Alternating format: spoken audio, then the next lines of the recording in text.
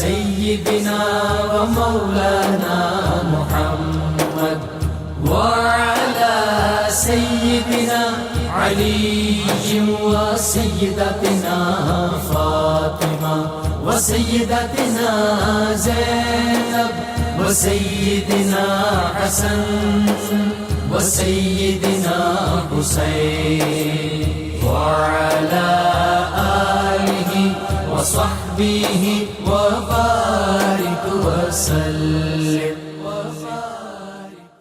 اللهم صل على سيدنا ومولانا محمد صاحب التاج والمعراج والبراق والعلم دافع البلاء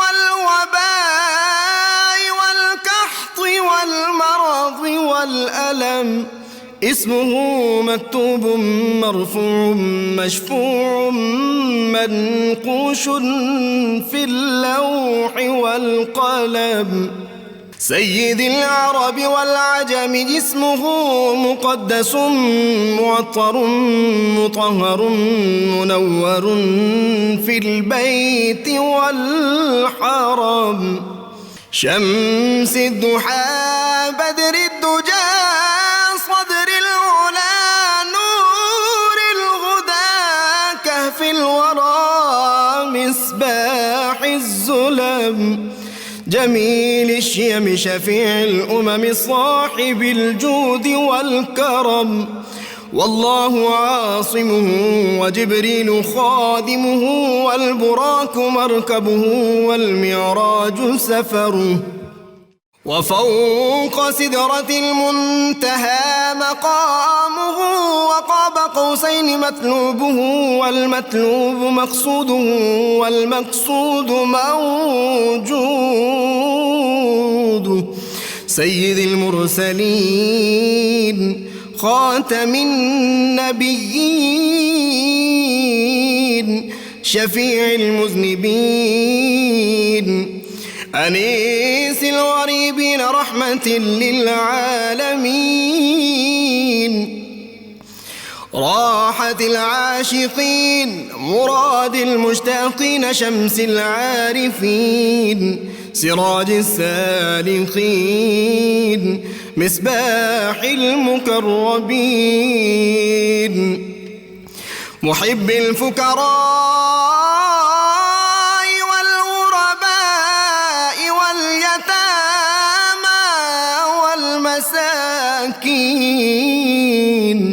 سيد الثقلين نبي الحرمين إمام القبلتين وسيلتنا في الدارين صاحب قاب قوسين محبوب رب المشرقين ورب المغربين جد الحسن والحسين مولانا ومولى الثقلين سيدنا أبي القاسم محمد بن عبد الله نور من نور الله يا أيها المشتاقون بنور جماله بلغ العلا بكماله كشف الدجى بجماله حصنت جميع خصاله صلوا عليه وآله وأصحابه وسلموا تسليما وبارك وسلم اللهم صل على बिस्मिल्लाहिर्रहमानिर्रहीम। अस्सलाम वालेकुम नाज़रीन, प्रोग्राम सुबह नूर के साथ आपका मेज़बान नज़ीर अहमद गाज़ी हाजिर है। नाज़रीन इकराम, हज़रत अबू अनीस मोहम्मद बरकत अली साहब रहमहुल्लाह की मशहूर तालीफ़ अस्माउन नबील करीम सल्लल्लाहु अलैहि वसल्लम से एक इसमें मुबारक पढ़ने की सआदत हासिल कर रहा हूँ। सैयदना अल मुर्रग़िबु सल्लल्लाहु अलैहि वसल्लम, हमारे सरदार तरगीब दिलाने वाले, दुरूद व सलाम भेजे अल्लाह आप सल्लल्लाहु अलैहि वसल्लम, आपकी आले पाक और आपके सहाबा किराम पर। حضرت ابو امامہ رضی اللہ عنہ سے روایت ہے کہ حضور نبی کریم صلی اللہ علیہ وآلہ وسلم نے ارشاد فرمایا، اللہ تعالیٰ کو 2 قطروں اور 2 نشانوں سے زیادہ اور کوئی چیز محبوب نہیں۔ ایک آنسوؤں کا وہ قطرہ جو اللہ کے خوف سے گرا ہو، اور دوسرا وہ خون کا قطرہ جو اللہ کے راستے میں شہادت کے وقت گرتا ہے۔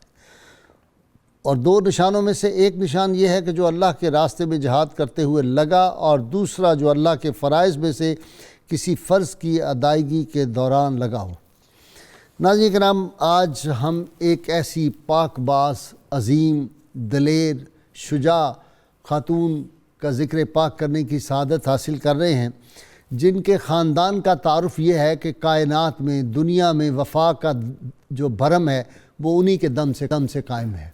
اس خاندان کا صدق و صفا اور اس خاندان کی وفا اور سخا اور دین اسلام کی راہ میں جو قربانیاں ہیں ان کا اس سے اندازہ ہو سکتا ہے کہ ان کے والد گرامی کو رحمت کونین صلی اللہ علیہ وسلم نے ارشاد فرما دیا، میں نے دنیا کے تمام انسانوں کے احسانوں کا بدلہ دے دیا، لیکن ان کے والد کے بارے میں فرمایا کہ ان کا بدلہ اللہ قیامت میں ان کو دے گا۔ یہ وہ ہستی ہیں جن کے شوہر بھی عشرہ مبشرہ میں ہیں، جن کے والد گرامی عشرہ مبشرہ میں سے ہیں، جن کا خاندان پاک جو ہے 4 جو ہیں نسلیں وہ صحابیت کے جو منصب ہے اس پہ سرفراز تھی۔ یہ ہستی پاک وہ ہے جن کے سامنے ظالم اور جابر حجاج بن یوسف کا غرور جو تھا وہ ان کی للکار کے سامنے زمین بوس ہو گیا۔ اپنے بیٹے کی جس طرح تربیت کی تھی، اور وہ بیٹا کہ جب مسلمانوں نے ہجرت کی اور مدینہ منورہ میں گئے تو یہودیوں نے یہ افواہ پھیلائی ہوئی تھی کہ یہاں پہ ہم نے ان کی نسل بند کر دی ہے اور اس پہ جادو کر دیا ہوا ہے۔ تو ان کے صاحبزادے جو حضرت عبداللہ بن زبیر رضی اللہ تعالیٰ عنہ جب پیدا ہوئے تو رحمت کونین صلی اللہ علیہ وسلم نے خود اپنے لعاب دہن کی گھٹی ان کو عطا کی تھی۔ ایسی دلیر باہمت خاتون کے ہجرت نبوی صلی اللہ علیہ وسلم کے وقت وہ اتنا اونچا پہاڑ جو غار ثور ہے، جہاں آج بھی طاقتور آدمی کوئی جا سکتا ہے جوان، وہاں پہ روز جانا اور رحمت کونین اپنے والد گرامی کے لیے کھانا پہنچانا، اور ان کا جو عشق رسول تھا وہ کمال تھا۔ جہاں جہاں رسول اللہ صلی اللہ علیہ وسلم ٹھہرے ہوئے تھے، جب وہاں سے گزرتی تھی تو وہیں ٹھہر جاتی تھی اور پھر اس وقت کو یاد کرتی تھی۔ جہاں جہاں وہ رکے، جہاں جہاں ٹھہرے، وہی مقام محبت کی جلوہ گاہ بنے۔ آثار نبوی صلی اللہ علیہ وسلم سے جو ان کی عقیدت محبت تھی، وہ چادر مصطفیٰ صلی اللہ علیہ وسلم جو ام المومنین سے ان کو ملی، وہ بھگو کے لوگوں کو پلا دیا کرتی تھی، مریضوں کو شفا ہو جاتی تھی، اور مستجاب الدعوات خاتون تھی۔ اپنے بیٹے کی تربیت کس طرح کی، اور جنگ یرموک میں اپنے شوہر اور بیٹے کے ساتھ شریک ہوئی، اور پھر کیسے مار کے سر انجام دیے ان کے خاندان نے۔ ناظرین کرام، آج ہماری ممدوح شخصیت ادب سے گردن بھی جھکتی ہے، آنکھیں بھی جھکتی ہیں۔ حضرت اسماء بنت ابی بکر رضی اللہ تعالیٰ عنہما رسول اللہ صلی اللہ علیہ وسلم کی معیت میں حجۃ الوداع میں شرف نصیب ہوا، ساتھ رہیں۔ زہد، تقوی، عبادت اور سخا کا تو معاملہ ایک دن میں 1 لاکھ جو درہم آئے تھے وہ سارے اللہ کی راہ میں تقسیم کر دیے۔ اللہم صلی علی سیدنا و مولانا محمد وعلی سیدنا علی و سیدتنا فاطمہ و سیدتنا زینب و سیدنا حسن و سیدنا حسین وعلی آلہ و صحبہ و بارک وسلم۔ اللہم صلی علی سیدنا و مولانا محمد وعلی سیدنا علی و سیدتنا فاطمہ و سیدتنا زینب و سیدنا حسن و سیدنا حسین وعلی آلہ و صحبہ و بارک وسلم۔ میں ابتدا کر رہا ہوں جناب زہید بٹ صاحب سے۔ جی بٹ صاحب، جب ان کا نام آتا ہے سچی بات ہے تو 2 باتیں فوری آتی ہیں۔ ایک ان کا عشق مصطفیٰ صلی اللہ علیہ وسلم، اور شجاعت، دلیری، بہادری، دلاوری، یہ جتنے لفظ ہیں یہ کم پڑ جاتے ہیں. جی بسم اللہ الرحمن الرحیم. بہت شکریہ غازی صاحب. آج کی ہماری ممدوحہ شخصیت حضرت سیدہ اسماء بنت ابی بکر رضی اللہ تعالی عنہما. ان کی شخصیت کے بہت سارے حوالے ہیں اور ہر حوالہ اپنی جگہ انتہائی معتبر اور وقی حوالہ ہے. اگر ہم نسبتوں کے فیض کو دیکھیں تو اتنی ساری نسبتیں ان کو حاصل ہیں جو کائنات میں شاید کسی اور شخصیت کو حاصل نہ ہوں. ٹھیک. لیکن اتنی نسبتوں کے فیض کے باوجود آپ کا جو اپنا شخصی کردار ہے وہ آج کے دور میں رہنے والے ہر فرد کے لیے ایک بہت بڑا مشعل راہ ہے. ٹھیک. سیدہ اسماء رضی اللہ تعالی عنہا، آپ نے جس گھر میں آنکھ کھولی ہے، جیسا کہ آپ ذکر فرما رہے ہیں، وہ گھرانہ اسلام اور مسلمانوں کی خدمت میں اور سب سے بڑھ کر آقا علیہ السلام کے عشق و محبت میں بے مثال گھرانہ ہے. سبحان اللہ. سبحان اللہ. آپ کی پیدائش 27 ہجری یعنی آقا علیہ السلام کے ہجرت مدینہ شریف فرمانے سے 27 برس قبل ہوئی مکہ شریف میں، اور آپ نے جس گھر میں آنکھ کھولی اس میں آقا علیہ السلام کا ذکر پاک کثرت سے آپ نے اپنے والد گرامی سے سنا ہے. ٹھیک. یہی وجہ ہے کہ آپ نے بہت جلد السابقون الاولون کی فہرست میں شامل ہو کر 18واں یا 17واں نمبر ہے آپ کے قبول اسلام کا، یہ شرف حاصل کیا. اور اس کے ساتھ ساتھ آقا علیہ السلام کی خدمت میں جو بے مثال کارنامہ آپ نے سر انجام دیا ہے، سب سے پہلا جس سے آپ کی شخصیت کو چار چاند لگ گئے، اور اس کے بعد بھی بے شمار کارنامے آپ کے دامن سے وابستہ ہیں، وہ ہجرت کے سفر میں آقا علیہ السلام کے لیے اور اپنے والد گرامی کے لیے جو 3 دن 3 راتیں مسلسل مکہ شریف سے چل کر آپ غار ثور میں جاتی رہیں، اور پھر بالخصوص وہاں پر جب آپ نے اپنے کمر بند کو 2 ٹکڑوں میں تقسیم کر کے آقا علیہ السلام کا توشہ دان اور آپ کا مشکیزہ مبارک باندھا، اس پر آقا کریم صلی اللہ علیہ وآلہ وسلم نے آپ کو ذات النطاقین کا لقب عطا فرمایا. اور ایک روایت یہ بھی ہے کہ اے اسماء، اللہ تجھے اس کے بدلے میں جنت کے 2 کمر بند عطا فرمائے. اچھا جی، اپنا بدر الرحمان قادری صاحب، ایک تو میں ناظرین کے لیے ایکسپلین کر دوں، کیونکہ اب کمر بند کا چونکہ رواج کم ہے، عرب میں اب بھی ہے، تو وہ اس لیے ہوتا ہے کہ جب کوئی زور والا کام کرنا پڑتا ہے یا وہ مشقت کرتے تھے نا لوگ، خود چارہ لانا، گھر کے کام کاج کرنے، تو وہ جس طرح آج کل بیلٹ ماڈرن آ گئی ہے، باندھتے ہیں کمر میں، تو یہ وہ ہوتا تھا اور یہ بڑا اہم ایک چیز سمجھی جاتی لباس کا حصہ تھا. جی بسم اللہ الرحمن الرحیم. غازی صاحب، میں جب اپنی ممدوحہ شخصیت کے حوالے سے دیکھتا ہوں، آپ یقین جانیں کہ اللہ تبارک و تعالیٰ نے انہیں رول ماڈل بنا دیا ہے. ایک بہترین بیوی، ایک بہترین ماں، ایک بہترین بیٹی، ایک بہترین ساس، اور ایک بہترین بہن. سبحان اللہ، ایک بہترین بہن. یعنی سارے پہلو ان کے تابندہ، درخشندہ، اور حیات کا ہر ورق مجلہ اور پربہار. ایک مبلغہ اور کمال کی مبلغہ، اور تقوی اور زہد بھی کمال کا، اور صبر و شکر بھی کمال کا. سبحان اللہ. آپ دیکھیے کہ جب آپ کا نکاح ہوا، زبیر بن عوام عشرہ مبشرہ میں سے ہیں، تو اتنی گھر میں آسودگی نہیں تھی. آج ہمارے ہاں یہ ہوتا ہے کہ بیٹی دینے سے پہلے پرکھا اور تولا اور جانچا جاتا ہے کہ مالی اعتبار سے کوئی کتنا مستحکم ہے. اور یہ امیر گھرانے کی بیٹی تھی.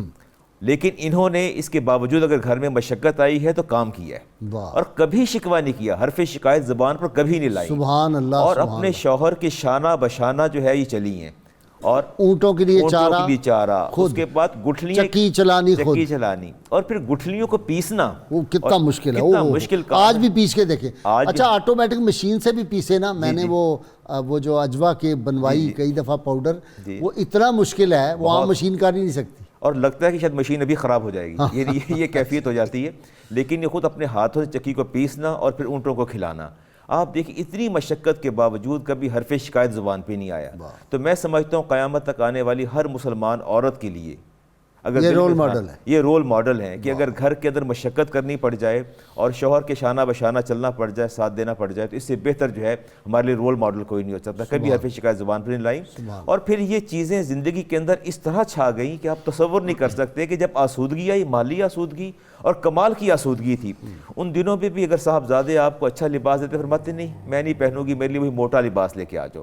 ہاں جی, باریک لباس پہ بڑا غصہ کرتی تھی, ناراض ہو جاتی تھی اور فرماتی تھی نہیں. ایک عزیزہ کو بڑی سخت ڈانٹ پلا دی, انہوں نے کوئی لباس اس طرح کا پہنا ہوا تھا, کہا فوراً موٹا لباس پہنا, اور فرماتی اور اپنا پسند فرماتی تھی. یعنی دولت ان کے لیے کوئی قدر و قیمت نہیں رکھتی تھی, زر تھا یا نہیں تھا انہیں اس بات کی پرواہ نہیں تھی. انہوں نے جس طرح اپنے مزاج کو جس سانچے میں ڈھالا ہمیشہ اسی سانچے میں ڈھلی رہیں, اور تا آخر دم آخر جو ہے ہمیشہ اسی کے اندر رہیں, کبھی انہوں نے ایسا نہیں کیا. اچھا جی ڈاکٹر صاحب, آپ سے کوئی 56 کے قریب تو کہتے ہیں حدیث بھی مروی ہے. جی غازی صاحب, یہ حضرت صدیقہ بنت صدیق اکبر, سبحان حضرت اسماء بنت ابی بکر صدیق رضی اللہ تعالیٰ عنہما, ہم لوگ عموماً وہ حدیث بیان کرتے ہیں کہ جابر سلطان کے سامنے کلمہ حق کہنا افضل جہاد ہے, آپ نے کر کے دکھایا ہے. واہ, آپ نے کہہ کے کہتے ہیں, لکھتے ہیں تقریر اور تحریر کی صورت میں, لیکن میدان لگتا ہے تو پھر عموماً غازی صاحب یہ ہوتا ہے کہ بیٹے کو دیکھ کر کہا جاتا ہے کہ اس میں باپ کے کمالات نظر آ رہے ہیں.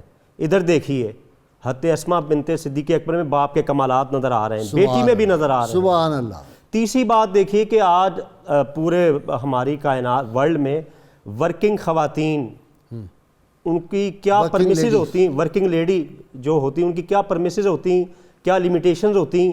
حضرت اسماء بنت ابی بکر کھیتوں میں کام بھی کر رہی ہیں, اور حیا اور تقدس ایسا کہ آخری وقت تک لوگ ان کے پاس دعائے خیر کے لیے آتے تھے. یہ بتا دیا کہ آپ نے سوشل پینیٹریشن, سماج میں کام کیسے کرنا ہے اور باکردار کیسے رہنا ہے. ایک باوفا بیوی, بلند حوصلہ خاتون, حد درجے کی فیاض تھیں, تنگ دستی کے دن بھی دیکھے اور مال و دولت کی فراوانی بھی دیکھی, لیکن مزاج کی وہ فروتنی جو گھرانہ صدیق کا شعار تھا. لیکن سارا مال راہ خدا, سارا مال. حیران کن بات ہے, حضور سے کہتی ہیں کہ ذرا میرے شوہر جو ہے زبیر صاحب وہ تھوڑا گنتے ہیں پیسے اور تھوڑا کم وہ خرچ کرنے میں, تو میں کر لیا کروں, تو آپ کی اجازت فرمائیں. اور غازی صاحب آپ دیکھیے مین تھی ایسی, ابھی آپ نے آغاز میں عرض جو کیا ہے نا کہ غار ثور میں جاتی تھی, ذرا ان کی فزیکل پوزیشن تو دیکھیے اس وقت کیا تھی. تھوڑے عرصے بعد یہ حضرت عبداللہ ابن زبیر پیدا ہوئے ہیں. ہاں بڑی عام بات آپ نے کی. غازی صاحب غور کریں, شی واز آن فیملی وے. جی. اور آپ دیکھیے کہ آج عموماً خواتین اس پوزیشن میں, ظاہری بات ہے جو ان کی حالت ہوتی ہے, لیکن آپ کیسی مجاہدہ تھیں. اور نبی کریم علیہ السلام کے لیے جہاں پر جس بلندی پر اس دور میں بڑے بڑے لوگ چھپ کر یعنی بھائی اب تو آج نہیں جا سکے, آج نہیں جا سکے, اتنا مشکل ہے وہاں. غار ثور پہ, غار ہرا پہ تو اللہ نے توفیق دی, غار ثور بہت مشکل ہے. اس سے یہ پتہ چلتا ہے کہ جو ان کی ایمانی قوت تھی وہ ان کے اندر اس درجہ کی تھی جو ان کو گھٹی میں ہی ملی تھی. اور نبی کریم علیہ السلام کے ساتھ فداکاری. اور آپ دیکھیے کہ اس بدبخت نے, ابو جہل نے ان کے ساتھ بدسلوکی بھی کی, یعنی جب نبی کریم علیہ السلام کا پوچھا اگلے دن, لیکن آپ کا حوصلہ دیکھیے, اس وقت بھی ڈٹی رہیں. اور دوسرا جب ان کے صاحبزادے کی شہادت کا وقت آیا اس وقت بھی جابر سلطان کے سامنے ایک جرأت و دلیری کا سامنا کرنا کمال ہے. کمال ہے. غازی صاحب عام محلے کا کوئی آدمی غنڈہ آ جائے نا تو بڑی بڑی جوان مرد خواتین رونا شروع کر دیتی ہیں. تو صدیق اکبر کی دختر اختر کو دیکھیے, 2 خواتین ہمیں نظر آتی ہیں, ایک فاتح خیبر کی بیٹی اور ایک صدیق اکبر کی بیٹی. یزید کے دربار اور ادھر حجاج بن یوسف. بٹ صاحب وہ مولانا اسد موانی یاد آتے ہیں. ہمارا تو یہ حال ہے, مجھے وہ غار ثور والی بات یاد آ رہی ہے کہ غم زندگی کا حسرت سبب اور کیا بتاؤں, میری ہمتوں کی پستی میرے شوق کی بلندی. تو جب دیکھتے ادھر ہی راستے سے واپس آ گئے کہ جی یہ بڑا مشکل. 3 دن مسلسل جانا اور کھانا اٹھا کے, اور وہ سارا جو اس دور کا ٹفن کیریئر مٹی کا اتنا بڑا جو بھی ہے, مشکیزہ پانی کا لے کے جانا, دودھ کا اہتمام کرنا, یہ ساری چیزیں. اور پھر آگے زیادہ راہ کے لیے کتنا ہوگا, وہ زیادہ ہوگا سامان, اس کو لے کے جانا وہاں پہ چڑھ کے, یہ کوئی معمولی بات. غازی صاحب یہ اصل میں یہ ساری چیزیں جسمانی, اور اندھیرے میں, جی بالکل اندھیرے میں جانا. اور اللہ غازی صاحب اس میں آپ غور فرمائیں کہ یہ کوئی بھی چیز جسمانی مشقت سے تو کی نہیں جا سکتی. آج کے دور میں بھی آپ دیکھ لیجئے جتنے طاقتور بہادر لوگ ہیں, بڑے بڑوں لوگوں کی ہمتیں جواب دے جاتی ہیں. یہاں صرف عشق ہی ایک ایسا جذبہ ہے جو انسان کو کشاں کشاں کھینچ کے لے جاتا ہے. عشق کی دیوانگی, اقبال کہتے ہیں عشق کی دیوانگی طے کر گئی کتنے مقام, عقل جس منزل میں تھی اب تک اسی منزل میں ایسے ہی ہے، ایسے ہی۔ کیا بات کہی۔ تو سیدہ اسماء رضی اللہ تعالی عنہا، آپ جتنی دلیر ہیں اور جو خوبی اور کمال آپ نے اپنے گھر میں دیکھا ہے، اس سے یہ پہلو بھی عیاں ہو رہا ہے کہ اگر ماں باپ کی تربیت ہو اور ماں باپ اپنے گھر میں بچوں کے سامنے آقا علیہ السلام کے عشق و محبت کی باتیں کرتے رہیں تو اس کے اثرات آگے اولاد میں بھی منتقل ہوتے ہیں۔ اپنی اولاد کو 3 باتیں سکھاؤ، جی، وہ تینوں یہاں پہ نظر آ رہی ہیں۔ سبحان اللہ۔ جی، تو سیدہ اسماء رضی اللہ تعالی عنہا کی جہاں تک دلیری، سرفروشی، جانثاری کا تعلق ہے، وہ تو الحمدللہ وہ ہے ہی صحیح، اس کے ساتھ ساتھ آپ نے کبھی بھی اس راز کو افشا نہیں فرمایا۔ جیسا کہ محترم ڈاکٹر صاحب فرما رہے ہیں کہ ابو جہل نے جب آ کر پوچھا، تھپڑ بھی مارا اور آپ کو گھسیٹا بھی، اس کے باوجود آپ نے ہر تکلیف کو گوارا کر لیا، لیکن آقا علیہ السلام کے بارے میں کوئی بھی ایسی بات کرنا گوارا نہیں فرمایا۔ آپ کی شخصیت کے حوالے سے کوئی احادیث آپ نے اتنی روایت کی ہے، کوئی حدیث آپ کو یاد جی ہو؟ 56 احادیث سے روایات میں آتا ہے۔ ایک تو وہ روایت ہے کہ جو آپ تیمم والی؟ جی تیمم والی نہیں، ایک وہ روایت ہے جو کہ آپ نے حجاج کے دربار میں فرمائی ہے کہ جب حجاج سے آپ کا مکالمہ ہوا، اور اس مکالمے کا بھی تھوڑا سا پس منظر میں عرض کرنا چاہتا ہوں کہ جب آپ کے صاحبزادے حضرت عبداللہ بن زبیر رضی اللہ تعالیٰ عنہ کو شہید کر دیا گیا، اور شہید کرنے کے بعد اس ظالم نے اپنے دل کی آگ اور انتقام کی جو آتش ہے اس کو بجھانے کے لیے 3 دن تک مسلسل آپ کے جسد مبارک کو سولی پہ لٹکائے رکھا، تو آپ وہاں پر تشریف لے گئیں اور تقریباً 100 سال اس وقت آپ کی عمر تھی، اور آپ نے جب اپنے جوان بیٹے کی لاش کو اس کیفیت میں دیکھا تو بڑے حوصلے سے جملہ ارشاد فرمایا کہ اس سوار کے ابھی گھوڑے سے اترنے کا وقت ابھی نہیں آیا، وقت نہیں آیا، اس سوار کو سواری سے اتارا جائے، اور ایک آنسو نہیں نکلا۔ آنسو کیسے نکلتا؟ آپ نے خود ہی تو بھیجا تھا، آپ نے خود اس ہی کے تو باوجود جرأت کے ساتھ جی دیکھیں ہیومن نیچر دیکھیں، اس کے باوجود بھی اگر خود بھی بھیجا ہو، دیکھیں نا ہمارے ہاں بھی یہ ہمارے فوجی بھائی جاتے ہیں، جی مائیں رخصت کرتی ہیں خوشی سے، شہید ہو جاتے ہیں، جب آتے ہیں تو ایک دفعہ تو وہ بندہ فطری تقاضا ہے، بالکل۔ اور پھر ایسا بیٹا، ایسا حسین و جمیل بیٹا۔ جی، تو اصل میں ایک بات میرے ذہن میں وہ آ رہی ہے کہ حضرت عبداللہ بن زبیر رضی اللہ تعالی عنہ کے اندر جو جرأت ہے، اس کا ایک پہلو تے والدہ کا جرأت مندانہ کردار ہے، اور دوسرا جو پہلو ہے، بلکہ اس کو ہم پہلے نمبر پہ لے آتے ہیں کہ آقا علیہ السلام کا لعاب دہن مبارک سب سے پہلے انہیں گھٹی کے طور پہ ملا تھا، سبحان اللہ، جس پہ سیدہ اسماء خود بھی فخر کیا کرتی تھی۔ اب ادھر دیکھیں سیدنا امام حسین رضی اللہ تعالیٰ عنہ کو بھی لعاب دہن رسول چوسنے کی سعادت ملی، اور اس ہستی کو بھی ملی ہے، لہٰذا ان کی شخصیت میں یہ جرأت، یہ بے باکی، یہ حق گوئی، یہ اور جب اس نے کہا کہ یہ ملحد تھا اور وہ جی ہم نے تو آپ نے بڑی جرأت سے فرمایا کہ یہ ملحد نہیں تھا، وہ 2 باتیں فرمائیں جی آپ نے فرمایا کہ یہ روزہ دار اور تہجد گزار اللہ کا بندہ تھا، یہ ملحد نہیں تھا، اور ساتھ ہی آپ نے یہ فرمایا کہ تو نے کیا سمجھا ہے کہ عبداللہ بن زبیر تیرے راستے کا کانٹا نکل گیا، تو نے اس کی دنیا کو اپنے تئیں ختم کیا ہے لیکن اس نے تیری عاقبت کو برباد کر دیا ہے۔ اور حضور صلی اللہ علیہ وسلم نے ارشاد فرمایا تھا، جی آپ نے پھر یہ بھی فرمایا کہ میں نے آقا علیہ السلام کا یہ فرمان مبارک سنا ہے کہ یخرج من ثقیف کذاب و مبیر، کہ قبیلہ ثقیف میں ایک کذاب پیدا ہوگا اور ایک ظالم پیدا ہوگا۔ تو آپ نے فرمایا کہ جہاں تک کذاب کی بات ہے وہ تو ہم دیکھ چکے ہیں، وہ تو میں دیکھ چکی ہوں، اور جہاں تک ظالم کی بات سرکار نے فرمائی تھی تو اس کا مصداق کوئی اور نہیں ہے، وہ تو ہے۔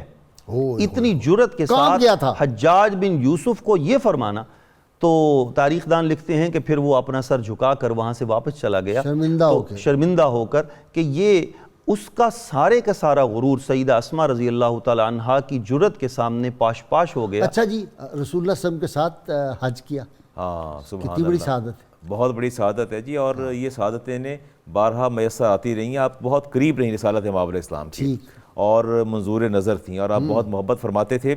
میں آپ کی شخصیت کا ایک پہلو جو ہے وہ آپ کی توسل سے جو عرض کرنا چاہوں گا کہ آپ کتنی اطاعت شار بیوی تھیں۔ دیکھنا یہ ہے کہ عصر حاضر کی خواتین اپنے آپ کو سیدہ کے تناظر، آئینے کے تناظر میں دیکھیں۔ آپ دیکھیں کہ ایک مفلس شخص تھا، اس نے آ کے دستک دی دروازے پہ، اس نے کہا جی کیا میں آپ کے گھر کی دیوار کے سائے میں اپنا کچھ مال فروخت کر سکتا ہوں؟ فرماتی ہے کہ مجھے اعتراض تو کوئی نہیں ہے، لیکن مجھے ایک بات کا خطرہ ہے کہ اگر وہ زبیر بن عوام تشریف لے آئے, انہوں نے منع کر دیا تو تمہارا بھی دل ٹوٹے گا اور میرا بھی دل ٹوٹے گا. اب ایسا کرتے ہیں کہ تم خاموش ہو جاؤ, وہ تشریف لانے والے ہیں, جب آ جائے گی تم دوبارہ پھر آ کے سوال کرنا. واہ, اب آپ دیکھیے, آپ نزاکت اور حکمت عملی دیکھیے کہ شوہر کی اطاعت گزاری بھی ہو, نافرمانی بھی نہ ہو, اور معاملہ بھی خوش اسلوبی سے طے پا جائے. تو اس نے دوبارہ کہ جب آپ تشریف لاتے دستک دی, اور اس نے آ کے عرض کیا کہ کیا میں آپ کی گھر کی دیوار کے سائے میں اپنا کچھ مال بیچ سکتا ہوں, کچھ اپنا خرید و فروخت کر سکتا ہوں؟ تو آپ فوراً بولی کیا مدینہ میں کوئی اور گھر نظر نہیں آیا, میرا ہی گھر نظر آیا ہے. اب یہ اس کی بات کو مسلم کرنے کے لیے آپ فرماتے ہیں کہ آپ ایسا کیوں کر رہی ہیں, غریب آدمی ہے, اگر مال بیچ لے گا تو کیا فرق پڑے گا, مال بیچے گا, سبحان اللہ, سبحان اللہ, ذات النطاق کہیں نا آپ ایسا کیوں کر رہی ہیں, اے ام عبداللہ آپ ایسا کیوں کر رہی ہیں, ایسا تو نہیں کرنا چاہیے نا, غریب آدمی ہے, بیچے گا تو آپ کو کہتے ہیں ہاں بالکل ٹھیک ہے, بالکل ٹھیک ہے, آؤ بھائی بیچو, اپنا مال بیچ لو. تو گویا آپ کا منشا بھی یہی تھا. لیکن دیکھیں اسٹریٹجی دیکھیں, حکمت عملی دیکھیں, ایسی مؤثر حکمت عملی تھی کہ انہوں نے کام بھی کیا لیکن شوہر کی نافرمانی کو بھی حسن طلب جو چاہ رہے تھے وہ کام بھی کروایا, اور کتنی حکمت عملی کے ساتھ کام کروایا. لیکن جب دین کا معاملہ آ جائے اور اللہ کے رسول کی ذات کا معاملہ آ جائے تو پھر آپ کوئی دقیقہ فروگزاش نہیں کرتی تھیں. جب آپ نے اعلان فرمایا خواتین کو کہ وہ صدقہ کریں تو خواتین نے اپنے اپنے زیورات بیچے, جو کچھ ان کے پاس تھا. آپ کے پاس ایک خادمہ یا لونڈی تھی, وہ آپ نے اس دور میں ابھی غلاموں پر پابندی نہیں تھی, تو آپ نے اس کو فروخت کر دیا, اور کرنے کے بعد سارا پیسہ رسالت مآب علیہ السلام کی بارگاہ میں پیش کر دیا. جب شام کو زبیر تشریف لائے تو پوچھا وہ کہاں ہے بھائی, کہنے لگی وہ تو میں نے سارے پیسے اللہ کے رسول کی بارگاہ میں پیش کر دیے. فرمایا تم نے بالکل ٹھیک کیا. جہاں دین کا معاملہ آیا وہاں قطعی طور پر جو ہے آپ کوئی سمجھوتا نہیں فرماتی تھیں. اللهم صل على سيدنا ومولانا محمد وعلى سيدنا علي وسيدتنا فاطمة وسيدتنا زينب وسيدنا حسن وسيدنا حسين وعلى آله وصحبه وبارك وسلم. اللهم صل على سيدنا ومولانا محمد وعلى سيدنا علي وسيدتنا فاطمة وسيدتنا زينب وسيدنا حسن وسيدنا حسين وعلى آله وصحبه وبارك وسلم. وہ قتیلہ جو آپ کی والدہ تھی وہ آئیں گھر میں, اور عشق رسول صلی اللہ علیہ وسلم کا کیا تقاضا کیا آپ نے؟ غائی صاحب, جب میں ہجرت کی رات کی بات کروں, جب سیدنا صدیق اکبر رضی اللہ تعالیٰ عنہ تشریف لے گئے تو ان کے والد ماجد جو بعد میں کلمہ پڑھا, تشویش کا اظہار کیا ابو قحافہ نے. تو آپ نے فرمایا کہ کلا یا ابت انہ قد ترک لنا خیرا کثیرا, ہرگز نہیں ابا جان, دادا جان تشویش کا اظہار نہ کیجئے, وہ ہمارے لیے خیر کثیر چھوڑ گئے. اب وہ خیر کثیر کیا ہے؟ وہ نسبت رسول ہے, وہ ناموس رسالت کی حفاظت ہے, وہ ذات رسالت مآب علیہ تحیت و ثناء پر فداکاری ہے, والہانہ پن ہے کہ ماں کے ساتھ حسن سلوک کرنے کے لیے بھی ذات رسالت سے پوچھا جا رہا ہے کہ آقا کریم آپ بتائیے. اور آقا کریم نے بھی کرم نوازی فرمائی, فرمایا صلہ رحمی ہونی چاہیے. اور یہی دیکھ لیجئے کہ آپ مدد کی, پھر اپنی والدہ کو پیسے دیے. اس سے پتہ چلتا ہے کہ ماں جیسی بھی ہو اس کی خدمت کی جائے گی.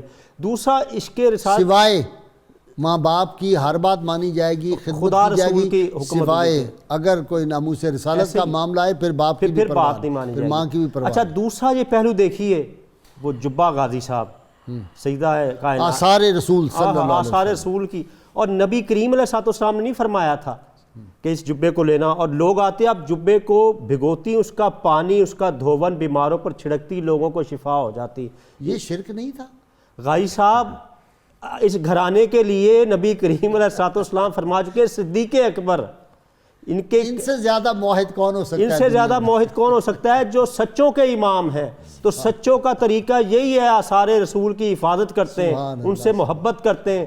اور یہ بھی دیکھیے کہ وہ جبہ نبی کریم علیہ السلام نے چند بار پہنا ہوگا, نبی کا تو جبہ دافع البلا ہے، تو نبی کی ذات کی مشکل کشائی کس لیول پہ ہوگی؟ سبحان اللہ غازی صاحب، اور کس دور میں؟ اس دور میں صحابہ اور صحابیات ہیں، تابعین اور وغیرہ، وہ یہی لوگ موجود ہیں۔ مولانا اشرف علی تھانوی نے لکھا ہے، یہ جو نالین پاک کا ہم وہ لگاتے ہیں یہاں پہ، تو انہوں نے کہا اس کی بڑی برکات ہے، اور اگر اس کو کسی دروازے پہ لگائے وہ اس سے نیچے سے بھی اگر گزرو تو بڑی برکات اس کی نصیب ہوتی ہے۔ تو آپ کے دور میں لوگوں نے غازی صاحب، صدیقین کا طریقہ تو یہ ہے کہ وہ آثار رسول اور نسبت رسول پہ فدا ہونے کے لیے تیار رہتے ہیں اور ان سے فیض حاصل کرتے ہیں، یہ صدیقین کا ایسے ہاتھ لگاتے ہیں عبداللہ بن عمر، چہرے پہ ملتے ہیں۔ اور غازی صاحب آپ یہ دیکھیے کہ ابھی حجاج بن یوسف کی بات ہو رہی تھی، حجاج نے پہلے ان کو کال کی تھی، بلایا تھا، بڑی دھمکیاں دی تھیں، آپ نہیں آئی، پر میں نہیں آؤں گی۔ پتہ چلا کہ ظالموں کے ساتھ دربار میں جانا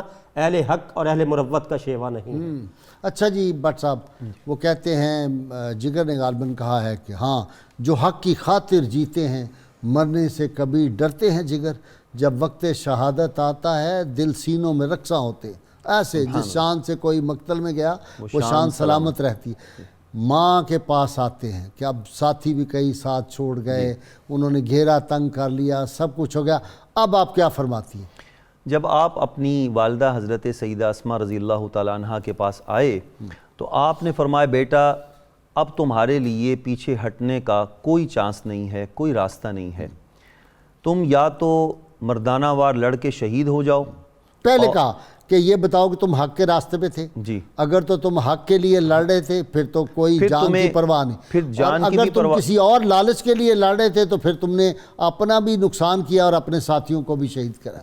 یہ اور یہ بھی مردانہ بات وار یہاں کر دیں کہ یزید کے سامنے نہ یہ جھکے نہ امام علی مقام جھکا، یہ دو شخص ہی تھے کھڑے یزید کے سامنے، بے شک نہیں بیعت ہو سکتی۔ اس دور کے جو یزید ہیں ان کا آج ہم تصور بھی نہیں کر سکتے، اور ان کے سامنے ان دونوں ہستیوں نے جیسے جرت کے ساتھ یہ کام کیا ہے، یہ واقعی دنیا کو یہ بتانے کے لیے کافی ہے کہ اگر انسان حق گوئی کے ساتھ اللہ کے راستے پہ نکل پڑے تو اللہ تبارک و تعالیٰ اس کی مدد فرماتا ہے۔ بے شک اس کی جان چلی جائے، لیکن وہ جو اقبال نے فرمایا نا کہ ہم چوں مرداں جاں سپردن زندگیست، کبھی زندگی کو بچا لینا یہ بقا ہے اور کبھی راہ خدا میں جان قربان کر دینا یہ بقا ہے۔ آج امت مسلمہ کی اکثریت اسی واسطے پٹ رہی ہے کہ ہم نے دنیا سے دل لگا ہے کبھی تسلیم و جاں زندگی۔ اقبال فرماتے ہیں کہ برتر از اندیشہ سود و زیاں ہے زندگی، ہے کبھی جاں اور کبھی تسلیم جاں ہے زندگی۔ تو راہ خدا میں جو اپنی جان قربان کر دیتے ہیں، تو آپ نے فرمایا کہ بیٹے یا تو تم لڑ کے شہید ہو جاؤ اور یا پھر تم کامیاب ہو کر واپس لوٹو، دونوں صورتوں میں میری آنکھیں ٹھنڈی ہوں گی، میں تمہارے لیے جس راستے کو دیکھ رہی ہوں۔ اور غازی صاحب یہ بھی بات میں نے ایک جگہ پہ پڑھی ہے کہ آپ نے فرمایا کہ میں نے اللہ تعالیٰ سے دعا مانگی ہے کہ یا اللہ جب تک میں اپنے بیٹے کو شہادت پہ سرفراز ہوتا دیکھ نہ لوں مجھے تب تک موت نہ عطا کرنا۔ تو آپ کی تمنا اللہ پاک نے پوری فرمائی، آپ کے بیٹے کو شہادت کا رتبہ ملا، اور اس کے بعد پھر آپ ایک روایت کے مطابق 7 دن اور ایک روایت کے مطابق ہفتہ 10 دن بعد آپ کا وصال ہو گیا۔ میں آپ کی شخصیت کے حوالے سے آپ کے دوسرے صاحبزادے حضرت عروہ بن زبیر کا بھی ذکر کرنا چاہتا ہوں۔ ضرور۔ حضرت عروہ بن زبیر رضی اللہ تعالیٰ عنہ وہ صحابی نہیں بنے، وہ تابعی ہیں، 23 ہجری میں ان کی ولادت ہوئی، لیکن انہوں نے اپنی خالہ جان سیدہ عائشہ صدیقہ رضی اللہ تعالیٰ عنہ سے، ام المومنین رضی اللہ تعالیٰ عنہ سے بہت زیادہ اکتساب فیض کیا، اور ان سے مروی ایک روایت جو ہے وہ میں اپنے ناظرین کے سامنے ضرور رکھنا چاہوں گا۔ صحیح بخاری کی روایت ہے جس میں ام المومنین رضی اللہ تعالیٰ عنہ اپنے بھانجے کو فرماتی ہیں کہ اے بھانجے 2 چاند طلوع ہو کر تیسرا چاند طلوع ہو جاتا تھا، گویا تیسرا مہینہ آ جاتا تھا، اور رسول اللہ کے گھر میں چولہے کی آگ نہیں جلتی تھی۔ تو پوچھا خالہ جان پھر گزارا کس چیز پر ہوتا تھا؟ فرمایا الاسودان الماء والتمر، پورا گھرانہ صبر و شکر میں گھندا ہوا تھا کہ ایک کھجور اور دوسرا پانی، اس پر 2 مہینے رسول اللہ کے گھر والے گزارا کرتے تھے۔ تو یہ حضرت عروہ بن زبیر رضی اللہ فقر اختیاری تھا، یہ فقر اختیاری یقیناً ڈھیر لگ گئے تھے مال کے، بے شک یہ فقر اختیاری تھا۔ تو حضرت عروہ بن زبیر رضی اللہ تعالیٰ عنہ کا شمار حضرت سیدہ عائشہ صدیقہ رضی اللہ تعالیٰ عنہ سے اکتساب فیض کے بعد فقہائے سبعہ میں ہوتا ہے، جو مدینہ شریف کے 7 بڑے فقہا ہیں ان میں آپ کا شمار ہوتا ہے، اور آپ بھی انتہائی زاہد، شب زندہ دار، تہجد گزار اور علم کے بہت بڑے امام تھے۔ سیدنا صدیق اکبر نے سیدنا خالد بن ولید رضی اللہ تعالیٰ کے بارے میں فرمایا نا، اب ماؤں کے لیے مشکل ہے خالد جیسے بیٹے پیدا کرنا، تو یہ مائیں ہوتی ہیں جو عظیم بیٹوں کو پیدا کرتی ہیں۔ بہت ہی عابدہ زاہدہ خاتون تھی، باقاعدہ دم کیا کرتی تھیں، اور اہل مدینہ آپ کے پاس دم کروانے کے لیے آیا کرتی تھی، اور مفت دم صحیح فرمایا آپ نے، اور بغیر کسی یعنی بلکہ دم بھی کرتی تھی، ساتھ خود بھیگ دے اور خود کہے منگتے کا بھلا ہو، ساتھ دعا بھی، دعا بھی ہاں پیسے بھی دیتی، دعا بھی فرماتی، سینے پر پانی بھی چھڑکتی تھیں۔ اور آپ کے ساتھ بھی زبیر فرماتے ہیں کہ میں جب گھر آیا تو میری والدہ قرآن کریم کی تلاوت کر رہی تھیں اور سورۃ طور کی آیات تلاوت کر رہی تھی، فرما رہی تھی جس میں اللہ فرماتا ہے کہ ہم نے کیا مومنین پر احسان نہیں کیا، ہم نے انہیں گرم لو سے بچا لیا۔ تو اس آیت پر جا کے ایسی اٹکی بار بار تلاوت کرتی رہیں۔ عروہ بن زبیر فرماتے ہیں کہ میں منتظر رہا کہ اب خاموش ہوتی ہیں، لیکن اشک بار آنکھوں سے پڑتی جا رہی تھی۔ فرماتے ہیں میں بازار گیا، بازار سے واپس آ کے پھر وہی آیت پڑھ رہی تھیں، اس قدر خشیت الہی تھی ان کے دل کے اندر۔ وہ کیا تھا، ایک نوافل ایک دفعہ پڑھ رہی تھی رسول اللہ صلی اللہ علیہ وسلم کی اقتداء میں، تو اچھا وہ صلاۃ کسوف تھی، جی صلاۃ کسوف تھی، اور فرماتی کہ بہت تھک کے چور ہو گئی، لیکن طویل ہوگی نماز، ظاہر طویل ہوتی ہے جب تک کچھ زائل نہ ہو جائے، اپنا سیاہی زائل نہ ہو جائے اور سورج اپنا واپس لوٹ نہ آئے۔ تو آپ کے پیچھے کھڑی رہیں، اور جو ہی نماز اپنے اختتام کو پہنچی تو چکرا کے گر پڑی، پھر آپ کو ہوش دلایا گیا۔ اللہم صلی علی سیدنا و مولانا محمد وعلی سیدنا علی و سیدتنا فاطمہ و سیدتنا زینب و سیدنا حسن و سیدنا حسین وعلی آلہ و صحبہ و بارک وسلم۔ اللہم صلی علی سیدنا و مولانا محمد وعلی سیدنا علی و سیدتنا فاطمہ و سیدتنا زینب و سیدنا حسن و سیدنا حسین وعلی آلہ و صحبہ و بارک وسلم۔ ام المومنین نے فرمایا کہ یا رسول اللہ آج آپ نے رکوع اتنا لمبا کر دیا، مجھے لگا کہ ابھی میری نکسیر پھوٹ جائے گی، اور رسول اللہ سے مسکرا پڑے۔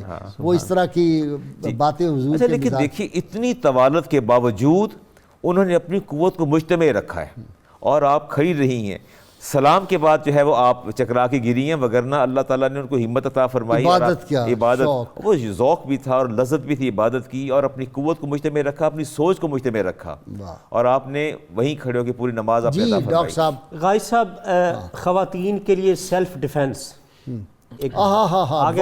کیسی بات، آپ سنائیں جی۔ یہ وہ ایک غالباً سعید بن عاص کا زمانہ تھا کہ حالات تھوڑے سے خراب تھے، تو آپ ایک چوریاں ڈاکے شروع ہو گئے، چوریاں ڈاکے ہیں، چور تو ہر دور میں ہی ہوتے ہیں نا، کچھ اب زیادہ ہو گئے، اچھا بر کے، تو آپ نے ایک چاقو خنجر رکھا ہوا تھا، لوگوں نے پوچھا کس لیے، فرمایا کوئی چور کوئی آیا نا کوئی لوٹنے تو میں اس کا پیٹ چاک کر دوں گی۔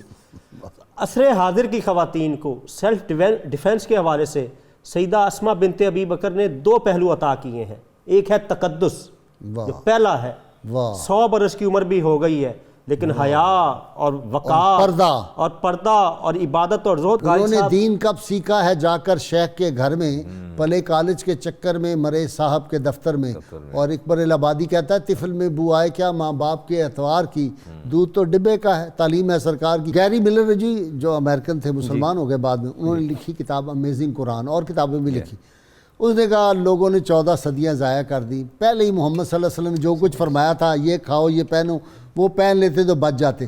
کہتا لگتا ہے کہ ابھی بھی لوگوں کو سمجھ نہیں آ رہی، شاید ابھی اور کچھ برس ضائع کرنے ہوں، جلدی کرو ادھر ہی چلو، لوٹ جا عہد نبی کی سمت رفتار جہاں، پھر میری پسماندگی کو ارتقا درکار ہے. سبحان اللہ. غازی صاحب دیکھیں یورپ جہاں اس انتہا پہ پہنچ کے دھکے کھا کے اور وہاں کے نتائج اپنی آنکھوں سے دیکھ کر واپس پلٹنا چاہ رہا ہے، ہماری انتہائی کم نصیبی کہہ لیجئے یا حرمان نصیبی کہہ لیجئے کہ ہم اس کی طرف اندھا دھند بھاگ رہے ہیں. اور جیسے محترم ڈاکٹر صاحب فرما رہے ہیں، ڈاکٹر صاحب اپنا بٹ صاحب جی میں آپ قادری صاحب پروفیسر، ہمارا بھی تو قصور ہے جی یقیناً ہم وہ پیغام جس طرح پہنچانا چاہیے تھا ہم نہیں پہنچا سکتے. میں یہ عرض کر رہا ہوں کہ یورپ جن انتہاؤں کو چھو کر وہاں ٹکریں مار کے وہاں کے برے اثرات سے خاک چاٹ کر واپس پلٹ رہا ہے، ہم لوگ مغرب کی نقالی میں اس کی طرف اندھا دھند بھاگ رہے ہیں. اور ہمیں یہ سمجھ نہیں آ رہی ہے کہ یورپ والے سب کچھ ہماری تاریخ سے اور ہماری ان شخصیات سے اخذ کر کے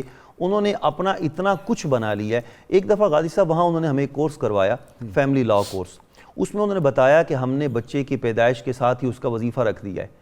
پھر ساتھ ہی انہوں نے یہ بتایا کہ یہ ہم نے مسلمانوں کے حضرت عمر سے لیا ہے اور اس کا نام ہی عمر لا رکھا ہوا ہے.